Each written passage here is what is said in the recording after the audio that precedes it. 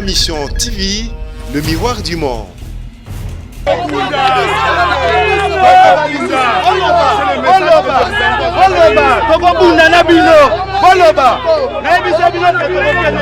n'accepterons jamais cette affaire. La population est en alerte, vous le voyez, partout dans toute la ville, la population est en colère. Nous leur disons, nous allons réagir.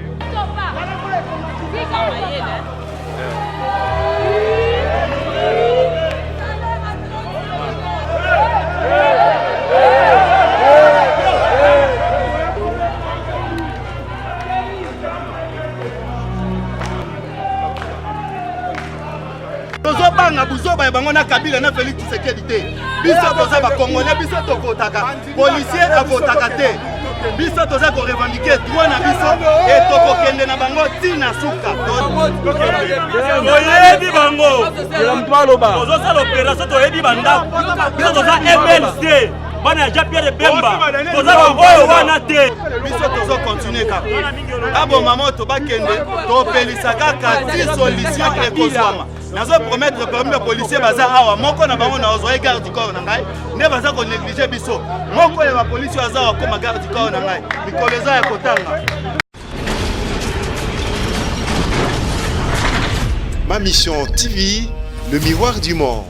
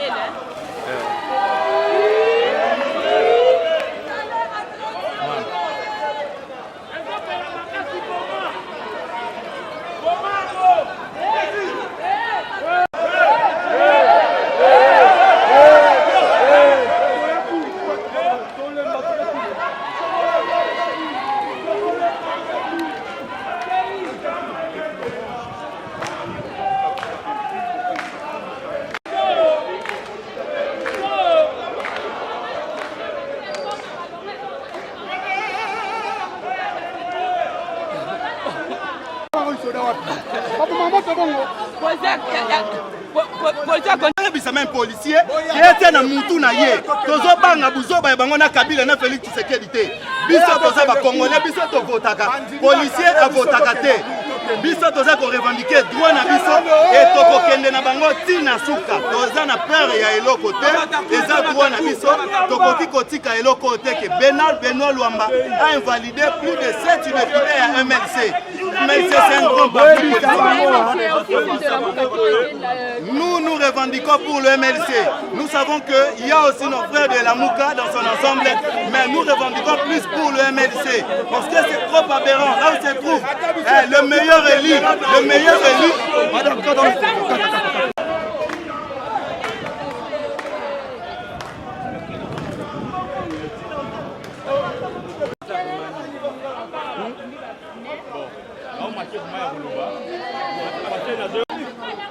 baza élu à peuple congolais.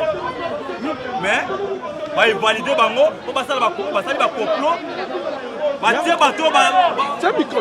bato oyo donc bato oyo bagayaki même te. Bazu bango batie bango ba wibini moleka banani tout koso.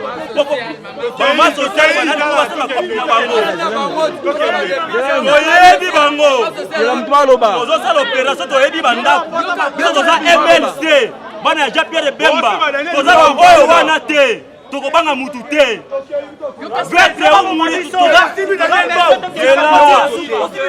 Biso avec Dieu nous vaincrons. Tokobanga mutu te. Avec ja Pierre Bemba tondimi na ministre oyo. Donc tozo tunaka ka mosala oyo bazwa policier. Eza ko kenge la population na ba bien na yeto ya ko boma moto ya pine. Eza soni pasi na bojoba ya la police ya Congo. Hein? Mosala bazwaka bango eza ko boma moto ya pine te. Policier avotaka te asengeli asala mosala bazwaka ye. Biso toza ko revendiquer droit na biso to perdre plus de 7 députés dans l'Assemblée nationale. Eza pasi yango toza ko revendiquer droit na biso, mais lokola la police asala la volonté ya Kabila na Tshisekedi Kabila comme les aïe politique Nambe le quoi basala la volonté na bango yango baye ao lobby ba militaire ya UDPS bakati député chemise to monaki ata sokoto ya policier moko kende ko tele makuna te lelo na MLC ba bimi ba elakisa biso ba mpete na ba salaire ba 100 000 bazwa to banga bango te tozo banga buzoba o bango ba sala te tozo banga buzoba na bango te tozo revendiquer droit na biso la preuve en est que depuis to bandi ba manifestation na biso tosimbi mutuka ya mutu te tobotoli eloko ya mutu te mais UDPS asalaki buzoba totikali komona te tozoloba juste bayebisa biso pourquoi bainvalide badepute na biso Maître Raphaël Kibuka meilleur élu ya Moamba lelo batie ye libanda Daniel Mbau azalaki parmi ba meilleur élu ya Moamba lelo batie ye libanda basali nini pendant que badepute na biso bazalaki badepute oyo baleki na voie normale badepute na biso bafrodaki te tozotuna eza nini que la cour constitutionnelle soi-disant bayebisa biso eloko Daniel Mbau asalaki eloko Raphaël Kibuka asali pour que bazala invalidé yango tolobi on en a marre tokokende na bango tina suka aye koboma moto obiso topelisi tozo remercier bango na incompétence ya la police na bango to remercier pe Félix na incompétence na ye tozo remercier bango ne ba distinguer na incompétence et cour constitutionnelle et la police et Félix to remercier bango na incompétence ndenge ba distinguer na incompétence biso tozo continuer kaka abo mamoto bakende to pelisa kaka ti solution ekozwama nazo promettre parmi les policiers baza awa moko na bango na ozwa garde du corps na ngai ne baza ko négliger biso moko ya ba policiers baza wa koma garde du corps na ngai bikoleza ya kotanga merci. Félix, Aja Congolais. Makamasa, Aja volontaire Félix Tshisekedi. Aja volontaire Félix Tshisekedi, Aja Kabila. Biso ba député la biso na ba kosunga Félix. Oui, la majorité. Ba luka pour ba distraire Félix. Alba ka descendre, ba luka ne pour ba élection des autres de ça magité ba luka des autres to bunda ba c'est ba kufa. Voilà, Félix Aja victime.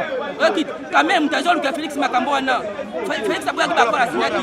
Quand même, mais il a besoin de quand même, les Congolais, quand même, les Congolais, Félix, même Mabiso, quand même, les ambassadeurs de Congo. À comme Congolais, un Zélani, Atika Kodisé bana Congo, ba député na ba kosunga Félix parce que à Congolais, est-ce qu'on a le Kaloubi ça va te opposition la comment député kosunga Félix non to na mingi Kangudia Azaki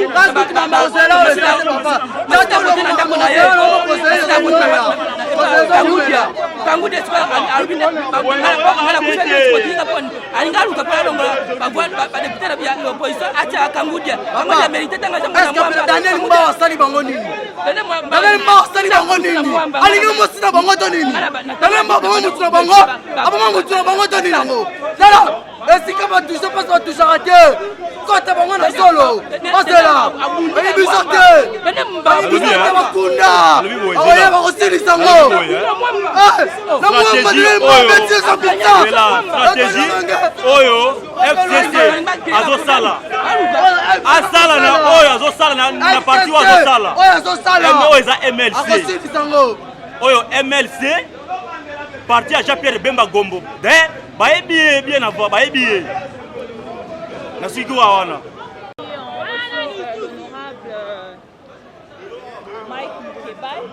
Kati batinda minabiso. Toko bunda. Boza na kimia. Toko bunda.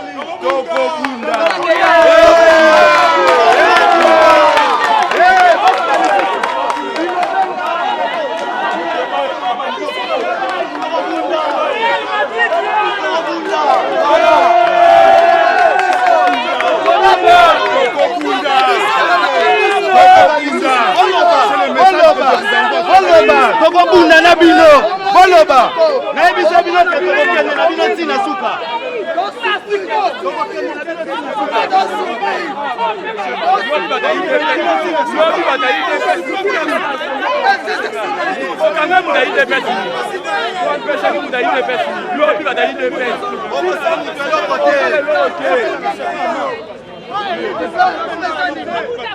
lobi bata UDPS tina kati Assemblée nationale bosaki nini batumbe mituka badepute kuna bokangi nani ya UDPS bokangi nani na polisi ya ngambu moko bokangi nani lobi bokangi nani lobi bapolisi ya ngambu moko bata UDPS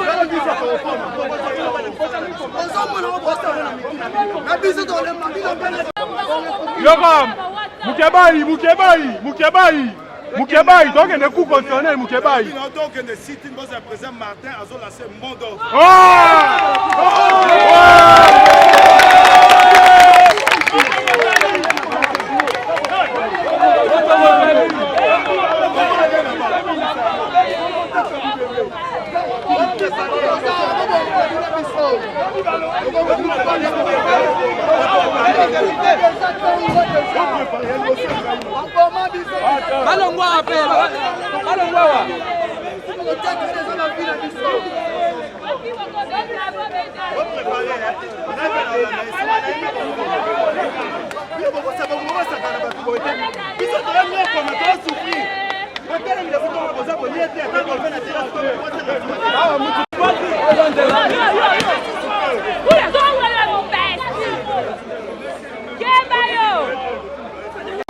Nous ferons la cour avec lui. Nous ferons la cour. Nous ferons la cour de Pakoti comme nous les connus. Nous ferons la cour. Si réellement vous appuyez par Makabola ou les Kalamoka, pour le constitutionnel, on a Baboya qui récoltage à Baboua. Baboya qui vérité des îles. Mais les Oyo va invalider ma député Oyo. Va invalider Bango par rapport à quoi? Si ce n'est pas la vérité des îles.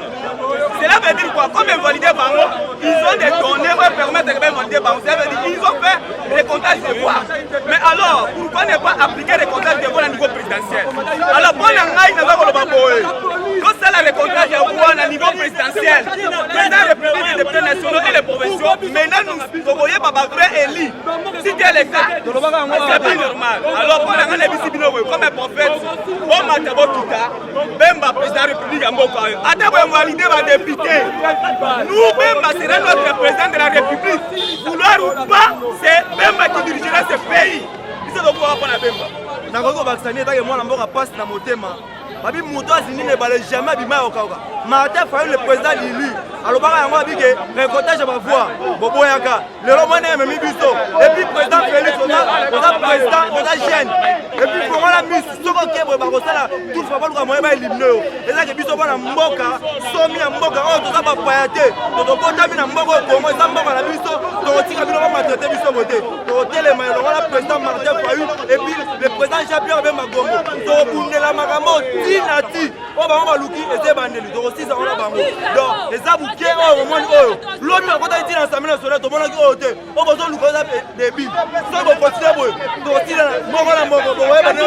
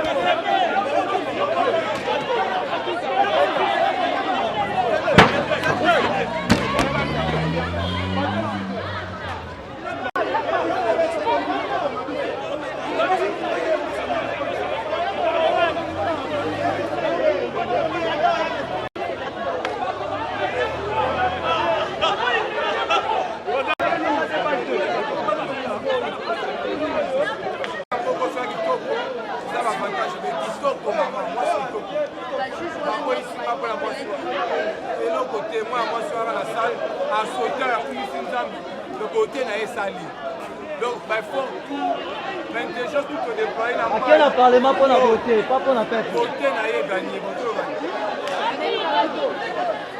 à défendre voter dans le parlement. À quel parlement? À défendre voter dans le parlement. Le peuple est là. À défendre les lignes du Parlement. Ok. Ça n'est que le commencement. Pas de la 23.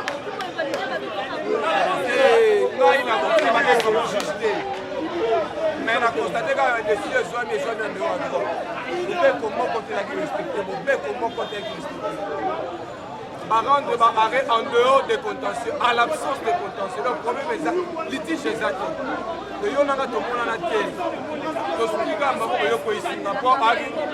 Il y a un chat d'affiché, quand on a voté. Donc, ma voiture, ma balanga va faire ça, bala matete, bala lemba, beauté et méli à vous. Donc voilà les gars qui plus de 10 000, mais Seigneur a dit qu'il m'a donné 5 000 voix. C'est ça qui m'a dit. Parce que ma mère a fait depuis quand elle est venue à Sénou. Vous comprenez un peu? Mais voilà ce que j'ai un objectif. Il dépasse, donc il dépasse à MLC, mon bâtiment. Il dépasse à Tikani.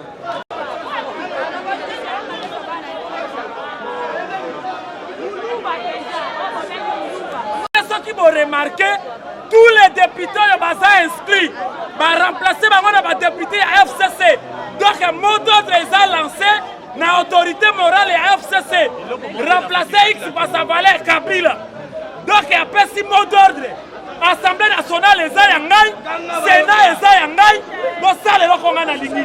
Yangouane basali parce que depuis ma député a eu des passes bazawana, ma député a eu NC bazawana, ma député a eu propre FCC bazawana, ma touché bangote. Ça c'est une provocation et nous disons celui qui fait la guerre prépare la guerre. Il va voir ça, c'est que le commencement. Il va voir très bien. J'ai dit et je vous remercie. On est arrivé à Bembaya qui a autant de libérer. Baboy, ala la nanda konaye. A maîtriser bango.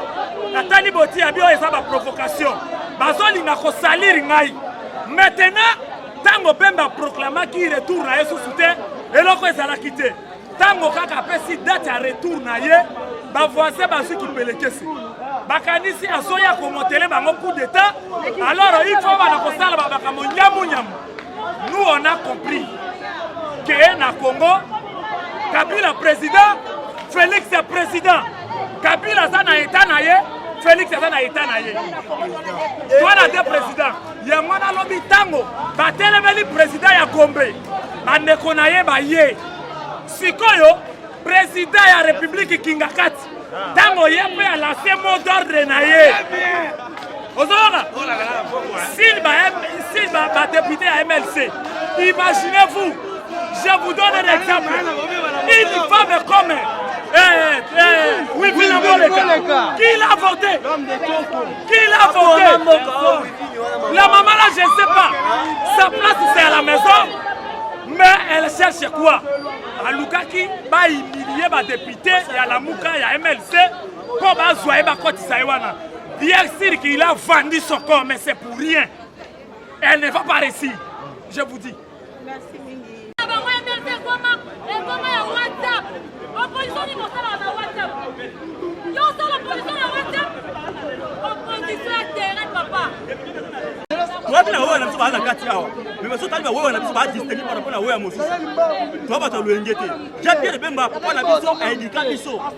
Après ça, c'est éducation, avoir même Basala Nyos pour qu'ils n'ont pas combattre, pas pour moi, avec les dieux nouveaux. Et là, comment ils ressentent les films battus. Bah, péché, biso, bah, le bino, tu vois qu'il n'est pas sur ton métier, bah, ça, comme biso. Bah, police, bah, bah, télémi, bah, armée, bah, ni tout pour ça. Quand il y a autant de bah, bah, il dit, bah, bah, biso, on te dit non. Tout ça, bah, tu es maël. Tu vois ça des autres, tu vois, tu as le mot d'ordre. On va couper sa biso, on va lancer mot d'ordre, c'est le lobby, donc on va lui positionner, ça va m'abiso lobby, va m'abiso. En même temps, la présidente Jean-Pierre Bemba à Kozonga, va monter aux Zonga Nanzela.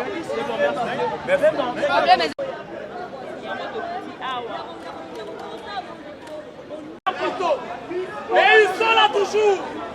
Commencez à vous manipuler comme des petits enfants. Ma petite, c'est la maman, on va voter normal. Député Moussous, pour pas bimisa bango, on va zoa quitter. Pour pas comme ça on va député. Vas-y va 150 000 $, vas-y va 200 000 $, pour pas comme ça on va député. Vous voyez bien avec quel objectif bazo ça mabwana dans la mboka oyo. Mouta dirigeant Oza Fachita.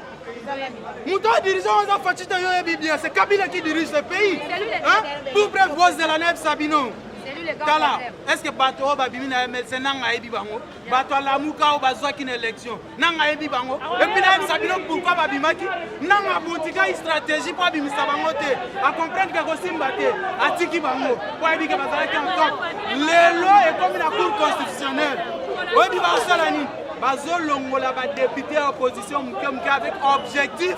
Va changer la constitution. Tant batika à 80-50 va changer la constitution. Mama Ombo Kani.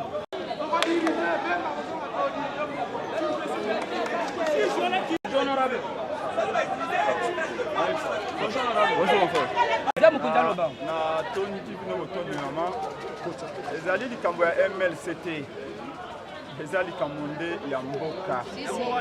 Parce que malobaka mingi ete soki injustice ekomeli moninga sunga moninga iwana bolo injustice wana pamba te mokolo musu te komela yo. Amen. Ezali kambo kaka ya MLCT ya likamonde ya bato banso babundaka pona démocratie na mboka oyo. Ah, c'est ça. Mama bobosani tete tata mokonzi ekolo Martin Fayulu ntongo akonome yalaki yo akendaki na cour constitutionnelle na 26 carton ya ba PV akitisi yango na ban ya bazuzi baboyi kokonte yango po balobi contentieux électoral ezali contentieux ya sincérité ya vérité ezali recherche ya vérité mais ntango tokendeki na tata mokonzi ekolo Martin Fayulu bazuzi baboyi kosala oyo babengaka na lopoto recomptage de voix baboyi kotanga likasa moko mais lelo tokotuna si base de quelle procédure bazali koinvalide badepute mosusu mpe bazali koremplace me bango na bamosusu yebisa ngai bakorekonte bavoix soki bakorekonte bavoix bazwi bapeve yango wapi parce que nanga toyebi vérité te nanga atumbaki bapeve nyonso ndambo etikalaki atekeli yango bamama ya nguba sikawa oyo ya kokonte lelo po ete bainvalide badepute ya lamuka bazwi yango wapi bazuzi wana loi elobi ete nanga soki asisi makonomi esengeli azwa bakopi mosusu ya PV amemela mpe cour constitutionnelle totuna cour constitutionnelle ba PV na bino seni article na bino yali wapi bazali incapable ya komisa ba PV. Alors quelle est la procédure démarche nini o ba kosala po ete bainvalide bandeko na biso badepute na biso o peuple avotaki excusez-moi pe ba remplacer bango na ba oyo ya Kabila et puis bon remarquer très bien que bazali kolongola badepute ya lamuka mpona koremplacer bango na badepute ya FCC. Maman, ezali likambo ya MLCT, je répète, ezali likambo ya peuple. Ntango tokoloba na bino mikolo nyonso accord oyo Tshilombo asinyaki na Kabila na Kingakati sekele nyonso ezali esika ye wana tolobi ezali provocation ezali mpe menace monene na démocratie na biso tokobundaka démocratie na lekomi na Congo te po ndeko Katumbi alobaki ete cour constitutionnelle wana lokolo epesaki evalidaki baresultat ya Félix biso baso esengeli tondima yango lelo amoni ete cour wana ezali na libenga ya Kabila okoki kosala ata confiance moko te na cour ye wana mpe makambo cour auti kosala bare na ye wana ezali bare moko unique tokondima yango te toyali na bareunion kilikili sikawa tokobenga peuple na mokolo yali koya ya mbala oyo na Tshilombo na Kabila complice na ye bango nyonso tokotia bango libanda parce que ezali nde likambo ya peuple. On ne peut pas accepter ça que les députés élus régulièrement on les invalide sans aucun motif valable. On est allé devant la cour avec 26 cartons de PV. Le président de la République élu Martin Fayulu a amené des PV. La cour a refusé de faire les contradictoires. La cour a refusé de procéder au recomptage des voix. Aujourd'hui, pour faire plaisir à M. Kabila, la cour procède au recomptage des voix pour invalider injustement les députés élus véritablement par le peuple, parce qu'ils sont de la Mouka, pour les remplacer par ceux de Kabila. Aujourd'hui, Kabila va se retrouver aisément avec plus de 370 députés. Alors que son candidat à l'élection présidentielle a été vomi par le peuple, aujourd'hui Kabila a toute la République entre ses mains. Et c'est à cause du deal qu'il a conclu avec Félix, notamment à Kingakati. Nous n'accepterons jamais cette affaire. La population est en alerte, vous le voyez. Partout dans toute la ville, la population est en colère. Nous leur disons, nous allons réagir dans le respect de la loi. Mais en tout cas, il est clair que dans la façon dont les choses sont traitées, la coalition La Mouka va se retrouver avec 2 députés à la fin. Et ça, c'est inacceptable. Pensez-vous vraiment qu'avec ces chocs, vous allez avoir le courage de recevoir le président Jean-Pierre Bemba avec toute motivation et mobilisation? Madame, notre peuple est plus déterminé que jamais. Nous l'avions dit. C'est pourquoi vous autres, vous des médias, quand nous avions dit la fois passée que notre aîné Moïse Katumbi est en train de faire une fausse route, vous nous avez dit que ce traitement n'est pas équitable. Mais vous avez vu, quand mon aîné Moïse Katumbi vous dit que la Cour constitutionnelle est un exemple, aujourd'hui, son propre porte-parole est invalidé par cette même Cour. Une Cour qui est sous les ordres de M. Kabila. Le peuple est mobilisé, plus mobilisé que jamais. Aujourd'hui, tout le monde est d'accord que la vérité des urnes est la seule solution à cette crise. Amen. Et le président Bemba l'a dit, il rentre pour être aux côtés du président de la République élu Martin Fayulu, au fin d'accompagner le peuple vers une vraie alternance. Il n'y a pas eu d'alternance dans ce pays. On ne peut pas avoir un président qui a été nommé à Kingakati, qui est là pour faire la volonté de Kabila. Celui-là qui est même poussé par Kabila à violer la Constitution, en signant des ordonnances sans même lire les textes qui lui sont soumis par son directeur de cabinet. M. Félix est un danger pour cette République, est un danger pour cette jeune démocratie. Félix ne sait pas ce qu'il est en train de faire. Kabila est en train de les noyer, parce que Kabila avait des objectifs, de tuer les Palous, de tuer l'IDPS. Tous ces deux partis sont liquidés. Aujourd'hui, c'est le président Martin Fayulu, c'est le président Jean-Pierre Bagombo et la jeunesse congolaise qui doivent se mettre debout pour sauver cet embryon de la démocratie et nous sommes prêts à le faire. Croyez-moi, dans les jours à venir, vous allez entendre parler de ce peuple et le monde entier va voir qu'au Congo, ça va bouger. On n'acceptera pas ces arrêts uniques de cette cour qui est aux ordres de Kingakati. Tout à l'heure, on Martin Fayulu a dit que mot d'ordre. Mot d'ordre, après, vous allez reconnaître la Kingakati. Rolandaki, Tata Mokonzeko, le Congo Martin Fayulu a étudié le 6 mai, le 6 juin plutôt. Il a dit qu'on ne donnera pas de mot d'ordre. Le mot d'ordre, c'est la colère du peuple. Le peuple est déterminé. On n'acceptera pas ça. IDPS est allé casser les voitures de députés hier. Nous, on ne fera pas ça. D'autant plus qu'ils étaient à 50-60 personnes de Wiwa. Mais nous, c'est le peuple qui va agir. Parce que IDPS n'a plus personne derrière elle. Mais la Mouka est avec 80% de notre peuple. Et vous allez voir ce qu'on fera bientôt. Nous allons demander et obtenir la démission de M. Félix pour avoir trahi notre peuple. Nous allons continuer jusqu'au bout. Il faut que la volonté du peuple soit respectée. Ce n'est pas un slogan, mais bientôt vous allez voir parce que le peuple est avec nous. Amen. C'est à moi de vous remercier. Ma mission TV, le miroir du monde.